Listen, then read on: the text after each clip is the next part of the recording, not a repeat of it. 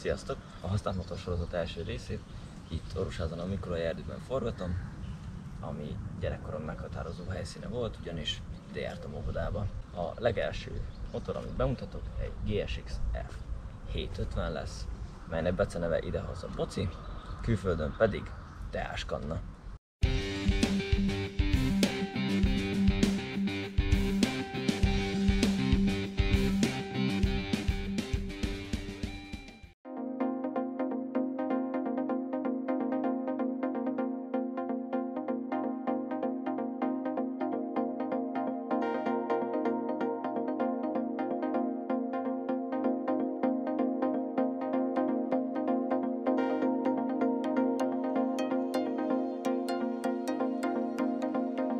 A Suzuki 1998-ban piacította a GSX F750-et, mely egy mindmáig kedvelt sportúrázó, és bár népszerűsége nem betegedett a korabeli VFR 750-nel, illetve 800-assal, mégis egy megbízható és mindmáig rendkívül népszerű típusról beszélünk.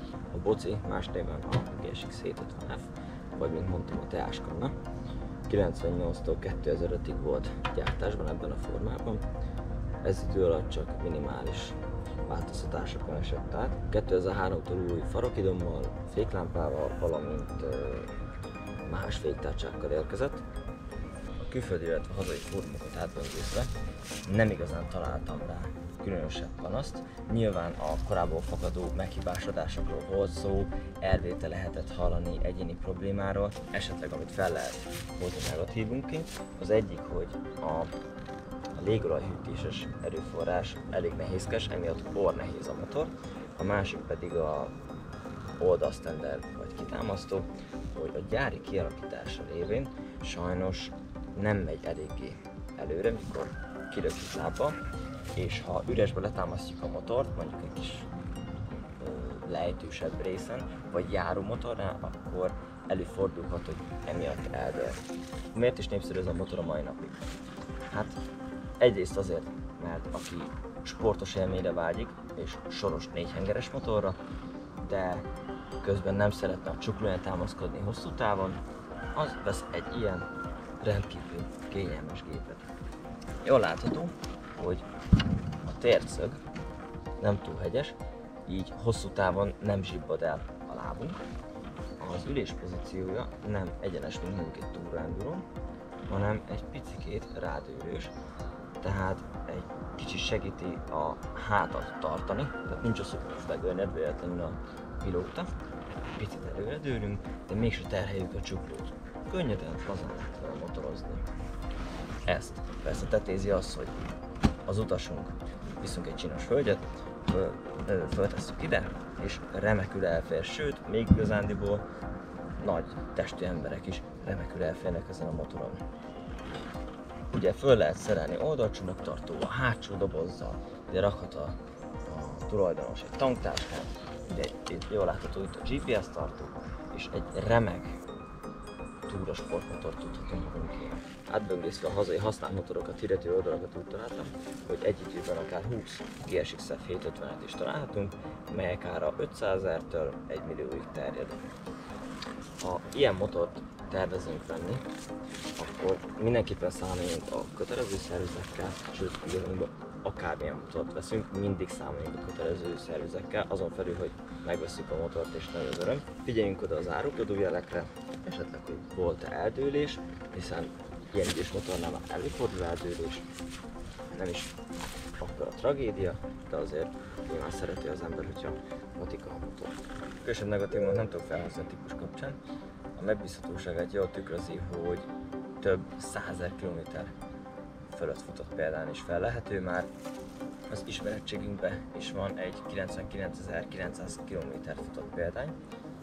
Ráadásul a tulajdonos saját bevallása szerint 160 kg, plusz megpakolja a motor csomagokkal, felteszi a barátnőink maga mögé, és bejárják fél Európát. Úgyhogy ez a motor csak megy, megy és megy, csak olaj kell benne, szelephézag, lánccsere, vezérműlánccsere és meghajtólánccsere, fékföldék szinte csak kötelezőek kellenek rá, és remek túrasportmotor kapunk. Persze nem vagy benne biztos, hogy a boci lesz a te motorod, akkor esetleg nézz körbe a konkurenciánál is. Abban az esetben a VFR 800-at, a fogas kerékszerepvezetéssel ellátott, tehát a 98-tól 2001 év végéig gyártott verziót esetleg nézd meg, valamint Japánt kell felhozni, akkor talán a ZZR 600 vagy az 1100, ugye a kettő között nincsen, vagy mondjuk a ZR7S Kawasaki, ami bár nem ilyen csutka kormányos, sportos, de köbcentibe körülbelül ott van, ahol ez. De elég a rizsából, menjünk, próbáljuk ki menet közben.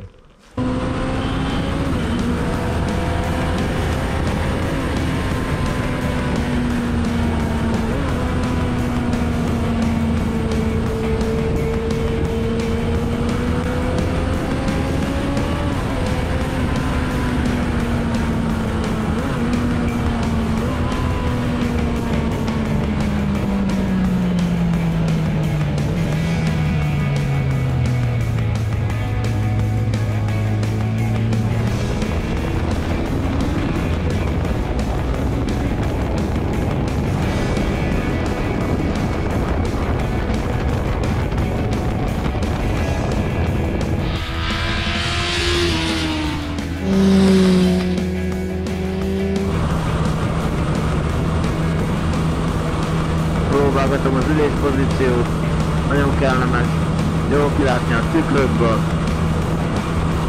bármeddig el tudnék így motorozni. Így hatodikban adok neki gázt és szépen megindul. 6-700 000 forintért ez egy remek túros sportmotor lehet bárkinek, szereti a sor 4-et.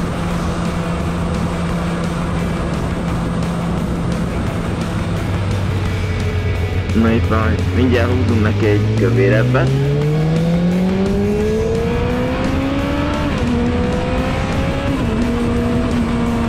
Nagyon kellemesen adja le az erejét, élvezhető.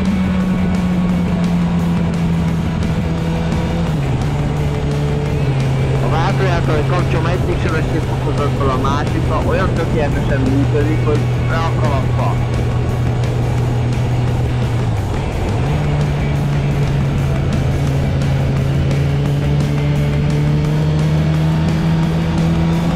Igen, futóművel nem egy GSX-szerű, na meg van alatt egy kortások kopott fájrott pótgumi, de hát az alföldi motor az ilyen.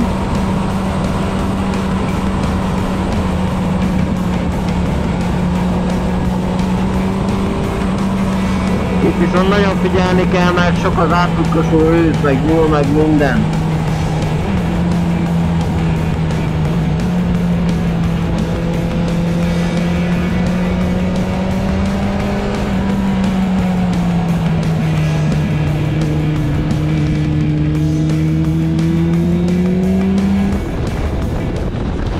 Na mindjárt nézzünk egy fékpróbát.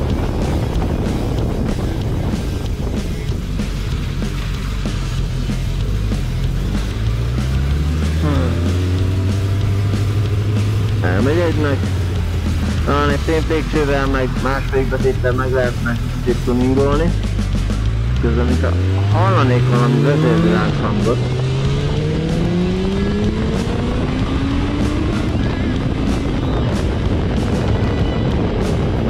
Nagyon szépen kiszámíthatóan jön meg az ereje, ahogy a fordulatszám, úgy jön meg az ereje.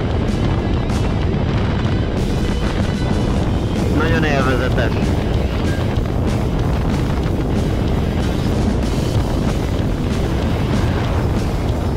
Ami a szélvédelmet illeti, ez ugye nem gyári szélterelő. Körülbelül a sisakon tetejére ellöki a szelet. 180 centis már talán telibe a menetszelet kapja. Nézzétek meg az Alföldet, nagy síkság, ameddig a szem ellát. Na megyek, megtankolom a drágaságomat, mert szomjas.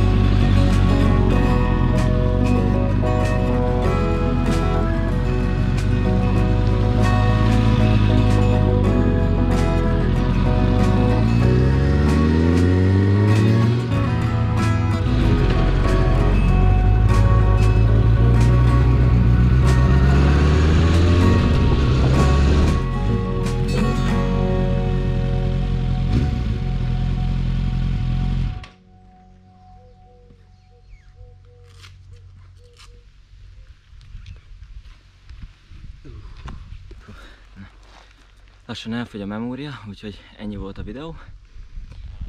Láthattátok, hogy remekül manőverezhető a motor. Nagy tempónál nagyon nyomás kell a kormányon, tehát egy országúti tempónál. De ettől függetlenül nagyon jól irányítható. Na jó, irány haza, sziasztok!